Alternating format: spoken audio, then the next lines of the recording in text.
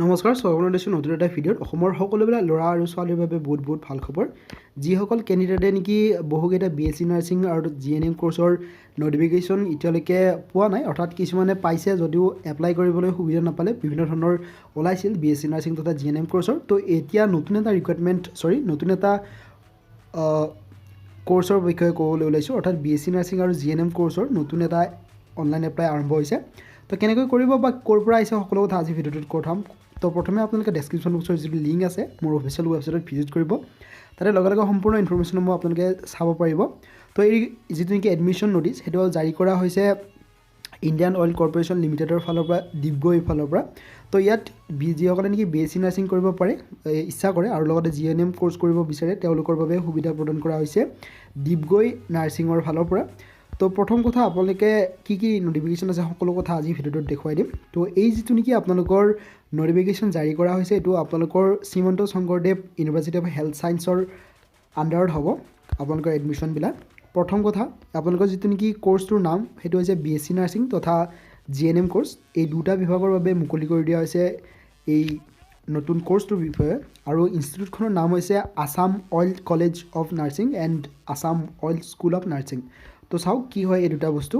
প্ৰথম কথা যদিহে আপুনি BSc নাৰ্ছিং কৰিব বিচাৰে তেতিয়াহ'লে আপোনালোকে এডমিশ্যন পাব আসাম অইল কলেজ অফ নাৰ্ছিঙত আৰু যদিহে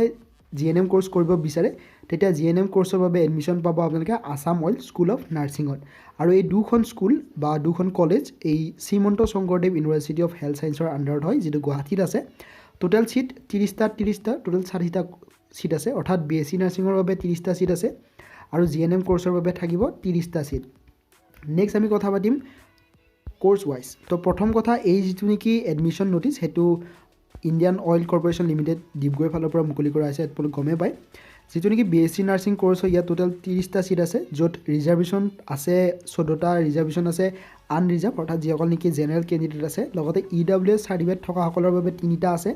SC সকলৰ বাবে 2টা ST সকলৰ বাবে 3টা আৰু OBC সকলৰ বাবে টোটেল 8টা এনেদৰে গোটেইখিনি মিলাই টোটেল 30টা ছিট BSc নাৰ্ছিঙত আছে নেক্সট যিটো নেকি general nursing and midwifery course অৰ্থাৎ GNM কোৰ্চ বুলি কোৱা হয় ইয়াত টোটেল ছিট আছে 30টা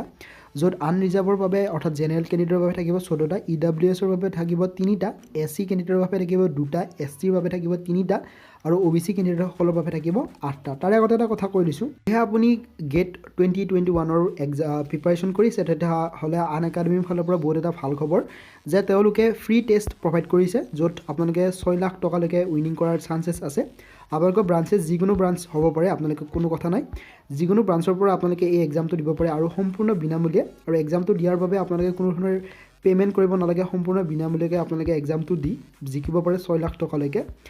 যিকোনো ব্ৰাঞ্চৰ পৰা আপোনালোকে এই এক্সামটো দিব পাৰে ব্ৰাঞ্চ বুলি কোনো কথা ধৰণৰ নাই তো আপোনালোকে কি ব্ৰাঞ্চৰ ফালৰ পৰা হ'ব লাগিব যে mechanical civil ECE electrical CS IT আৰু কেমিকেল যিকোনো ব্ৰাঞ্চৰ পৰা যদি হয় তথাপি আপোনালোকে এই এক্সামটো দিব পাৰে আৰু সম্পূৰ্ণ বিনামূলীয়া ইয়াৰ উপৰি আপোনালোকৰ 1ৰ পৰা 5ৰ ৰেংকত যদি থাকে তেতিয়া আপোনালোকে 2000 টকা জিকিব যদি 6ৰ পৰা 10ৰ ভিতৰত ৰেংক থাকে তেতিয়া 1500 টকা লগতে 11ৰ পৰা 25ৰ ভিতৰত যদি থাকে আপোনালোকে 1000 টকা উইনিং কৰাৰ চান্সেছ আছে বাকী এক্সাম টেষ্টৰ যদি কথা পাতোঁ 14 নৱেম্বৰ 21 নৱেম্বৰ আৰু 28 নৱেম্বৰ ইতিমধ্যে এই দুটা এক্সাম হৈ গৈছে আপোনালোকৰ এক্সাম 28 তাৰিখে আপোনালোকে এটেণ্ড কৰিব পাৰে তো আন একাডেমীৰ ফালৰ পৰা এইটো এটা সম্পূৰ্ণ বহুত ভাল খবৰ যিসকলে নেকি গেটৰ প্ৰিপাৰেশ্যন কৰি আছে তো আন একাডেমি লেটছ ক্ৰেক ইট তো পুনৰ আহিছোঁ আমি আমাৰ নটিফিকেশ্যন স্কুলৰ ফালৰ পৰা কৈ আছিলোঁ GNM কোৰ্চৰ বিষয়ে ইয়াত টোটেল 30টা ছিট আছিল তো ইয়াত কোৱালিফিকেশ্যন কি লাগিব প্ৰথম কথা আমি কোৱালিফিকেশ্যনৰ কথা পাতিম যিটো নেকি BSc নাৰ্ছিং কোৰ্চ হয় আপোনালোকে ফুল ৰেগুলাৰ টাইম কোৰ্চ হ'ব ইয়াত টোটেল ডিউৰেশ্যন আছে 4 বছৰ আৰু যিটো নেকি GNM কোৰ্চ আছে সেইটো ফুল টাইম ৰেগুলাৰ হ'ব যিটো 3 বছৰৰ বাবে আপোনালোকে কৰিব লাগিব আৰু এই যিটো নেকি আপোনালোকৰ GNM আছে যিটো নেকি GNM কোৰ্চ আছে আপোনালোকে Assam oil school of nursing অৰ্থাৎ AOSNৰ আণ্ডাৰত হ'ব আৰু আপোনালোকৰ ইণ্ডিয়ান নাৰ্ছিং কাউন্সিলৰ আণ্ডাৰতে ৰিকগনাইজ কৰা হ'ব লগতে যিটো নেকি BSc নাৰ্ছিং সেইটো BSc নাৰ্ছিংটো এডমিশ্যন পাব আপোনালোকে Assam oil college of nursing যিটো শ্বৰ্ট ফৰ্মত AOCN বুলি কোৱা হয় আৰু এই AOCNটো শ্ৰীমন্ত শংকৰদেৱ ইউনিভাৰ্চিটিৰ আণ্ডাৰত হয় যিটো গুৱাহাটীত আছে আৰু লগত ইয়াৰ উপৰি আপোনালোকে ইণ্ডিয়ান নাৰ্ছিং কাউন্সিলৰ আণ্ডাৰত এইটো ৰিকগনাইজ কৰা হয় গতিকে সকলোৱে এডমিশ্যনটো ল'ব পাৰে এণ্ট্ৰেঞ্চ টেষ্টটো দি এতিয়া কথাটো হ'ল education qualification most important topic তো প্ৰথম কথা যিটো নেকি BSc নাৰ্ছিঙৰ কথা কৈছিলোঁ ইয়াত আপোনালোকে হাই ছেকেণ্ডেৰী যদি পাছ কৰিছে তেতিয়াহ'লে এপ্লাই কৰিব পাৰে ইয়াৰ উপৰিও আপোনালোকে ছায়েন্স ষ্ট্ৰীমৰ পৰা হ'ব লাগিব য'ত ফিজিক্স কেমেষ্ট্ৰি বায়'লজি এই তিনিটা ছাবজেক্ট থকাৰ উপৰিও ইংলিছটো এজ এ ছাবজেক্ট থাকিব লাগিব য'ত মিনিমাম 50% মাৰ্কছ থাকিলে আপোনালোকে এপ্লাই কৰিব পাৰিব জেনেৰেল EWS আৰু OBC কেটেগৰীসকলে লগতে SC ST PWD কেটেগৰী 45% যদি হয় তথাপিও তেওঁলোকে এপ্লাই কৰিব পাৰে ইয়াৰ উপৰিও তেওঁলোক যিটো নেকি হায়াৰ ছেকেণ্ডেৰী পাছ কৰিব লাগিব যিকোনো গভৰ্ণমেণ্ট ৰিকগনাইজ বৰ্ডৰ আণ্ডাৰত সেইটো হ'ব পাৰে ESSEC CBSE ICSE বা SSCE বা HSCE বা আদাৰ ইকুইভেলেণ্ট বৰ্ডৰ আণ্ডাৰত নেক্সটটো হ'ল general nursing and midwifery course অৰ্থাৎ GNM যদি কোৱা হয় ইয়াত আপোনালোকে হায়াৰ ছেকেণ্ডেৰী পাছ কৰিলে এডমিশ্যন ল'ব পাৰে যিটো ছায়েন্স ষ্ট্ৰীমৰ পৰা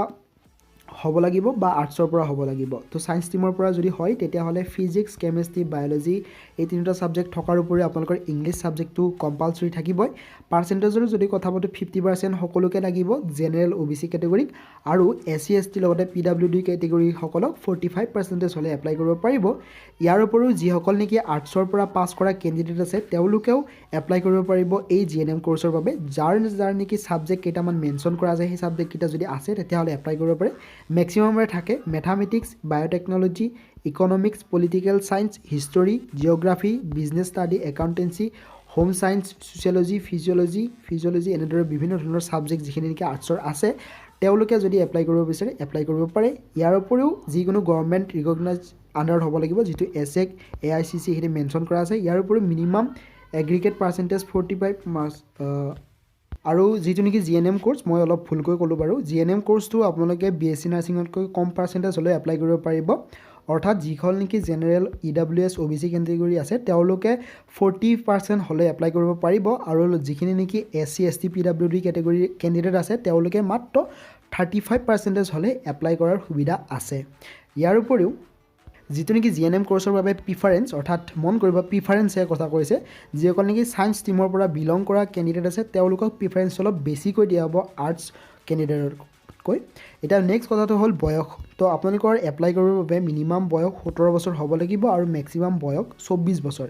ইয়াৰ উপৰিও যিসকল নেকি 24 বছৰতকৈ বেছি বয়সৰ কেণ্ডিডেট আছে তেওঁলোকৰ বাবে ভাল খবৰ আছে যে এজ ৰিলেক্সেশ্যন দিয়া হ'ব অৰ্থাৎ SC ST PWD লগতে OBC কেটেগৰী কেণ্ডিডেটসকলক এজ পাৰ গভৰ্ণমেণ্ট ৰুলছ তেওঁলোকৰ এজ ৰিলেক্সেশ্যন দিয়া হ'ব নেক্সট কথাটো হ'ল আপোনালোকৰ চিলেকশ্যন প্ৰচেছৰ ওপৰত কথা পাতিম প্ৰথম কথা আপোনালোকৰ চিলেকশ্যনটো হ'ব এটা ৰিটেন টেষ্ট য'ত ৰিটেন টেষ্টৰ বেষ্টত আপোনালোকক চিলেকশ্যন কৰা হ'ব আৰু সেই ৰিটেন টেষ্টটো আপোনালোকৰ 90 মিনিটৰ এটা ৰিটেন টেষ্ট হ'ব লগতে আপোনালোকৰ পাৰ্চনেল ইণ্টাৰভিউ এটা হেল্ড হ'ব অৰ্থাৎ পাৰ্চনেল ইণ্টাৰভিউ এটা হ'ব সেইটো হ'ব ডিপগৈত এক্সামটো যিকোনো ব্ৰাঞ্চতে যিকোনো হেৰিতে হ'ব পাৰে অৰ্থাৎ যিকোনো এক্সাম ভেন্যুতে হ'ব পাৰে মাত্ৰ আপোনালোকৰ পাৰ্চনেল যিটো নেকি ইণ্টাৰভিউ হ'ব সেইটো ডিপগৈত হ'ব লগতে যিসকল নেকি তো আপোনালোকে এডমিশ্যন পাবৰ বাবে গোটেইকেইটা ষ্টেজতে আপোনালোকে মিনিমাম 40% যদি পায় তেতিয়াহ'লে এপ্লাই কৰিব ইলিজিবল হ'ব ইয়াৰ উপৰিও 5%ৰ ৰিলেক্সেশ্যন থাকিব অৰ্থাৎ 35% হ'লেও এপ্লাই আপোনালোকে ছিট পাব কিয়নসকল কেণ্ডিডেট SC ST আৰু PWD কেণ্ডিডেটসকলে নেক্সট আপোনালোকে এইখিনি ভালদৰে চাই ল'ব শ্বৰ্ট লিষ্টিং কৰা হ'ব কি আন্ধাৰত হ'ব এতিয়া এপ্লাই প্ৰচেছৰ ওপৰত কথা পাতিম আমি আপোনালোকে নিজৰ যিটো নেকি ফিজ সেই ফিজটো চাই ল'ব BSc নাৰ্ছিঙৰ বাবে কিমানখিনি ফিজ পে' কৰিব লাগিব তো ফাৰ্ষ্ট ইয়াৰৰ বাবে 2800 টকা লগতে ছেকেণ্ড ইয়াৰৰ বাবে 3000 টকা থাৰ্ড ইয়াৰৰ বাবে 3200 টকা আৰু ফ'ৰ্থ ইয়াৰৰ বাবে আপোনালোকে 3400 টকা পে'মেণ্ট কৰিব লাগিব পাৰ ইয়াৰত তো এইখিনি মন কৰিব যিহেতু BSc নাৰ্ছিংটো 4 বছৰীয়া হয় নেক্সটটো হৈছে GNM কোৰ্চ যিটো আপোনালোকৰ 3 বছৰীয়া হয় আৰু 3 বছৰত কিমান পে' কৰিব লাগিব কৈ দিছোঁ ফাৰ্ষ্ট ইয়াৰত যদি থাকে তেতিয়াহ'লে আপোনালোকে 2500 টকা পে' কৰিব লাগিব ছেকেণ্ড ইয়াৰত হ'লে আপোনালোকে 2700 টকা থাৰ্ড ইয়াৰ পালে আপোনালোকে 2900 টকা পে'মেণ্ট কৰিব লাগিব লগতে এডিশ্যনেল বেনিফিটছ বা অপৰচুনিটি আছে BSc নাৰ্ছিং তথা GNM কোৰ্চৰ বাবে আপোনালোকে চাই ল'ব লগতে আমি এপ্লিকেশ্যনৰ প্ৰচেছটো ক'ম তো চাওক এপ্লিকেশ্যন প্ৰচেছটো হ'ব ফুল্লি অফলাইন আপোনালোকে অফলাইন যোগে এপ্লাই কৰিব লাগিব যিটো নেকি A4 সাইজৰ এটা এনভেলপ আছে সেই এনভেলপটো আপোনালোকে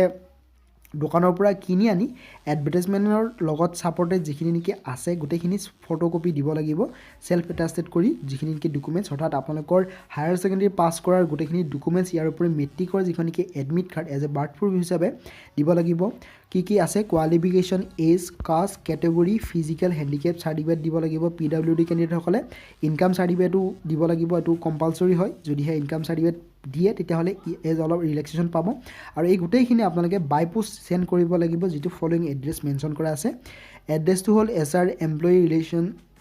manager Indian Oil Corporation Limited Assam Oil Division যিটো post office Digboi district Tinsukia Assam pincode 786171 এই এড্ৰেছটোত আপোনালোকে বাই পোষ্ট কৰিব লাগিব আৰু যিটো নেকি লাষ্ট ডেট আপোনালোকৰ অনলাইন ছাবমিশ্যনৰ এপ্লিকেশ্যনৰ লাষ্ট ইতিমধ্যে আৰম্ভ হৈ গৈছে 21 তাৰিখৰ পৰা 21 নৱেম্বৰৰ পৰা আৰু লাষ্ট ডেটটো এতিয়ালৈকে মেনশ্যন কৰা নাই অতি সোনকালে মেনশ্যন কৰিব আৰু গতিকে আপোনালোকে বাই পোষ্ট কৰক আৰু যিটো নেকি শ্বৰ্ট নটিফিকেশ্যন বা আপোনালোকে অফিচিয়েল ৱেবছাইটতো ভিজিট কৰিব পাৰে সম্পূৰ্ণ কথা এই যিটো নেকি ৱেবছাইট আছে মোৰ তাতে সম্পূৰ্ণ কথা গম পাব আপোনালোকে জাষ্ট লিংকত ক্লিক কৰি এই গোটেইখিনি ইনফৰমেশ্যন লৈ ল'ব গতিকে ভিডিঅ'টো সম্পূৰ্ণকৈ চোৱাৰ বাবে বহুত বহুত ধন্যবাদ আৰু সকলোৰে সৈতে শ্বেয়াৰ কৰক যিসকলে নেকি GNM বা PSC নাৰ্ছিং কৰাৰ বাবে ইণ্টাৰেষ্টেড হয় বহুত বহুত ধন্যবাদ